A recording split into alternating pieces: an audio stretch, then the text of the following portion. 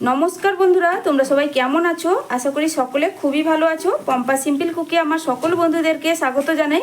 বন্ধুরা, আজকে তোমাদের সঙ্গে ভীষণই মুখরোচক মুচমুচে ব্রেড পকোড়া বা স্ন্যাক্স রেসিপি শেয়ার করব চলে এলাম। বন্ধুরা, এটা বানাতে খুব বেশি কিন্তু উপকরণ লাগে না, হাতের কাছে থাকা মাত্র কয়েকটা উপকরণ দিয়ে ঝটপট তোমরা বানিয়ে নিতে পারবে।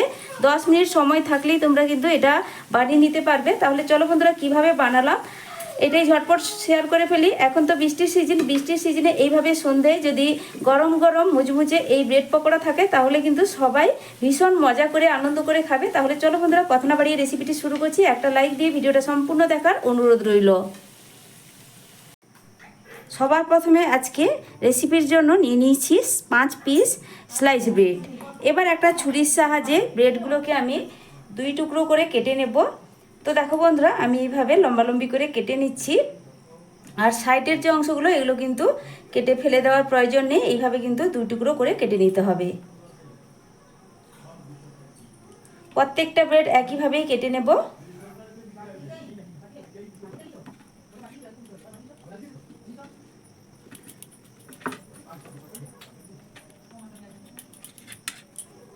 একইভাবে সব ব্রেডগুলো কেটে নেওয়া হয়ে গেছে। এবার আমি বসিয়ে দেবো গ্যাসে একটি ফ্রাইং প্যান। তো এখানে বলে রাখি বন্ধুরা, ব্রেডটা আমি আমার পরিমাণ মতো নিয়েছি। তোমরা যতটা পরিমাণ বানাতে চাও সেই বুঝেই কিন্তু এখানে ব্রেডটা তোমরা বাড়িয়ে কমিয়ে ব্যবহার করতে পারো। তো গ্যাসে ফ্রাইং প্যানটা বসিয়ে দেওয়ার পর এবার একে একে আমি যে কেটে রাখা ব্রেডগুলো এর মধ্যে দিয়ে দিচ্ছি। আর গ্যাসের ফ্লেমটা আমি কিন্তু এখানে মিডিয়ামে রেখেছি, খুব বেশি কিন্তু বাড়িয়ে রাখবে না, তাহলে আবার ব্রেডগুলো পুড়ে যেতে পারে। এবার উল্টে পাল্টে ব্রেডগুলোকে হালকা ব্রাউন কালার করে এখানে সেঁকে নিতে হবে। আমি এখানে হোয়াইট ব্রেডের ব্যবহার করেছি, তোমরা কিন্তু চাইলে এখানে ব্রাউন ব্রেডটাও ব্যবহার করতে পারো। কোনো রকম তেল, বাটার, ঘি ব্যবহার করা ছাড়াই কিন্তু শুকনো ফ্রাইং প্যানে আমি এগুলোকে দেখো 2 পিঠ হালকা কালার করে সেঁকে নিচ্ছি। এক সাইড কালার ধরে গেছে, আমি এবার এগুলোকে উল্টে দিচ্ছি। উল্টো সাইডটাও কিন্তু এইভাবে আমি সেঁকে নেব।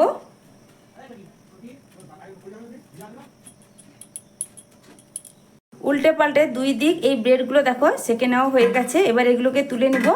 আর আমি বাকি যে কটা ব্রেড আছে একইভাবেই সেঁকে নেব, তারপরেই ফিরে আসছি। এই একটা মিক্সিং বোলের মধ্যে নিয়েছি একটা মিডিয়াম সাইজের কাঁচা আলু, ভালো করে খোসা ছাড়িয়ে আমি কিন্তু ধুয়ে নিয়েছি। ধুয়ে নেওয়ার পর একটা নিয়েছি ছোট ছিদ্রযুক্ত গ্রেটারের সাহায্যে আলুটাকে আমি গ্রেট করে নেব।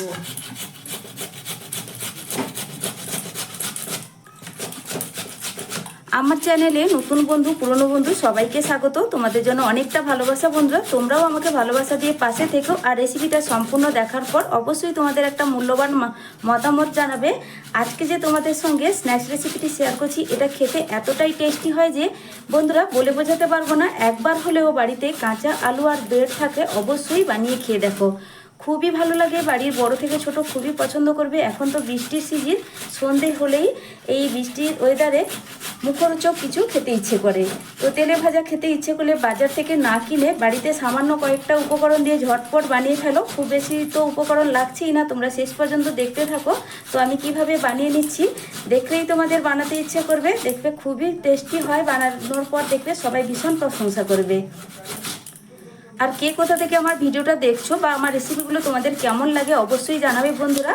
আর তোমরা যখন মিষ্টি মিষ্টি কমেন্ট করো, আমার কমেন্টগুলো পড়তে ভীষণ ভালো লাগে। আমি নতুন নতুন কাজের উৎসাহ পেয়ে থাকি। আর ভিডিও ভালো লাগলে বন্ধুরা লাইক দিয়ে ভিডিওটা সম্পূর্ণ দেখার অনুরোধ রইল। তো আলুটা আমার এখানে গ্রেট করা হয়ে গেছে। এরপরে আমি নিয়ে নিচ্ছি আদা আর রসুন। পরিমাণ কিন্তু খুবই অল্প, 3 কোয়া রসুন, একদম ছোট এক টুকরো আদা নিয়েছি। তো আদা রসুনটাকেও এর সঙ্গে আমি গ্রেট করে দেব।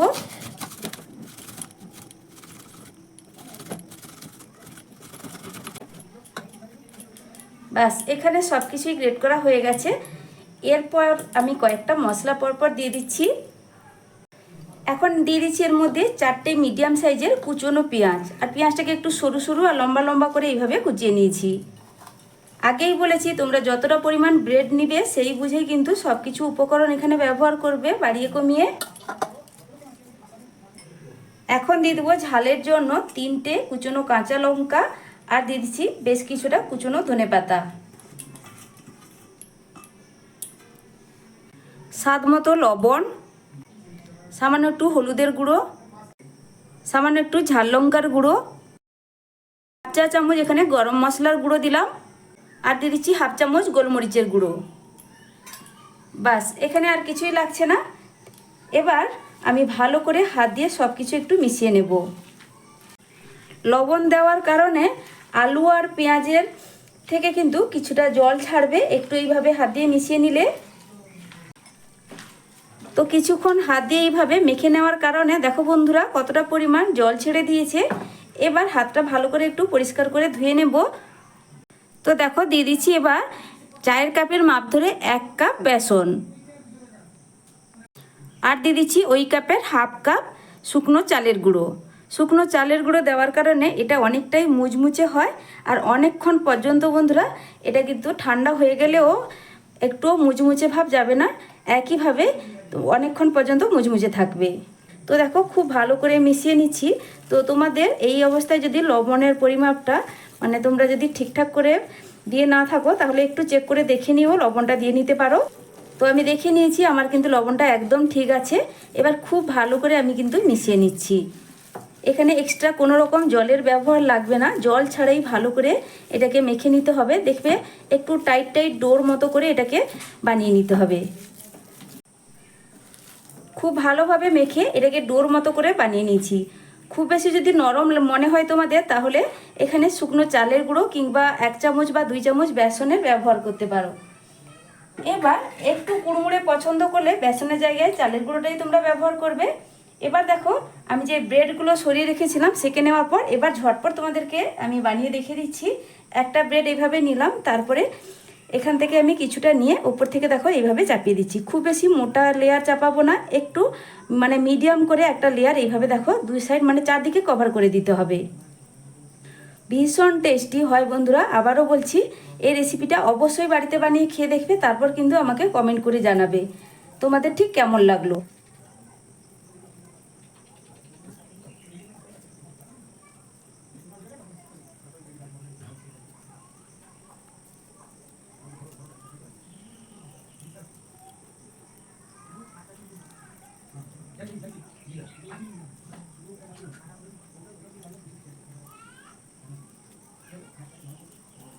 তো দেখো বন্ধুরা এখানে আমার কিন্তু একটা বানানো হয়ে গেল। তো এইভাবে আমি কিন্তু সবগুলোই বানিয়ে নেব। আবারও ঝটপট একটা তোমাদেরকে বানিয়ে দেখিয়ে দিচ্ছি। একটা ব্রেডের উপর হালকা মিডিয়াম লেয়ার একটা দিয়ে দিতে হবে।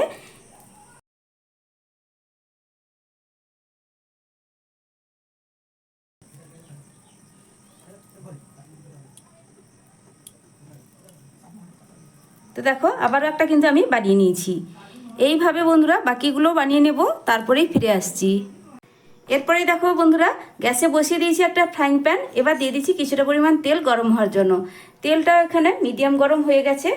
এবার একে একে বানিয়ে রাখা এই ব্রেড পকোড়াগুলো আমি ছেড়ে দেব।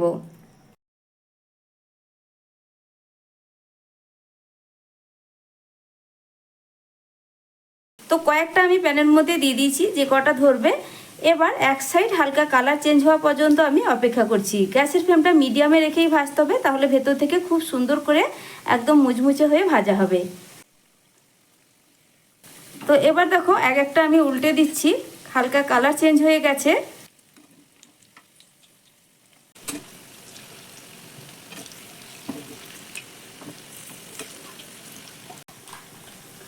আবারও এই পকোড়াগুলোকে আমি উল্টে দিচ্ছি।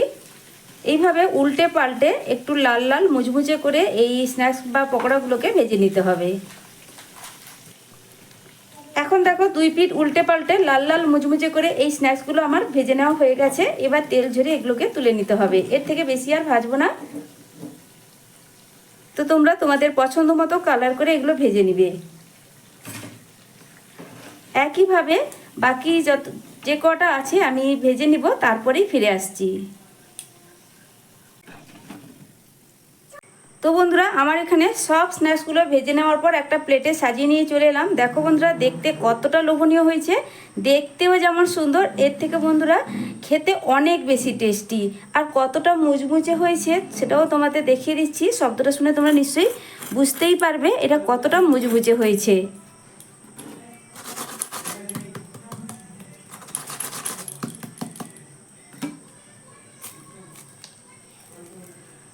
এগুলো টমেটো সসের সঙ্গে তোমরা পরিবেশন করতে পারো। টমেটো সসের সঙ্গে যেরকম খেতে ভালো লাগে বন্ধুরা, সেরকম শুধুই খেতে কিন্তু খুব ভালো লাগে। তো বন্ধুরা অবশ্যই বাড়িতে বানিয়ে খেয়ে দেখবে, তারপর কিন্তু আমাকে কমেন্ট করে জানাতে ভুলবে না তোমাদের ঠিক কেমন লাগলো। আজকে আমার চ্যানেলে নতুন কোনো বন্ধু রেসিপি দেখে থাকলে রেসিপিটা কেমন লাগলো অবশ্যই কমেন্ট করে জানাবে। আর এইভাবে সহজ নিত্য নতুন রেসিপি পেতে আমার চ্যানেলটা ঘুরে দেখতে পারো। যদি আমার চ্যানেলের রেসিপিগুলো তোমাদের পছন্দ হয় বা ভালো লাগে তাহলে চ্যানেলটি সাবস্ক্রাইব করে রাখতে পারো। আমি আমার চ্যানেলে এই ধরনের নিত্য নতুন সহজ টিফিন স্ন্যাক্স জাতীয় রেসিপিগুলো প্রায় সময় দিয়ে থাকি। যদি আমার রেসিপি তোমাদের ভালো লাগে তাহলে সাবস্ক্রাইব করলে পাশে থাকা বেল আইকনটা অবশ্যই প্রেস করে রাখবে। নতুন ভিডিও ছাড়ার সাথে সাথে বন্ধুরা নোটিফিকেশান তোমাদের কাছে পৌঁছে যাবে। তাহলে আজকের মতো আসছি, ফিরে আসবো নতুন এক রেসিপি নিয়ে। তোমরা সকলে ভালো থেকো, সুস্থ থেকো।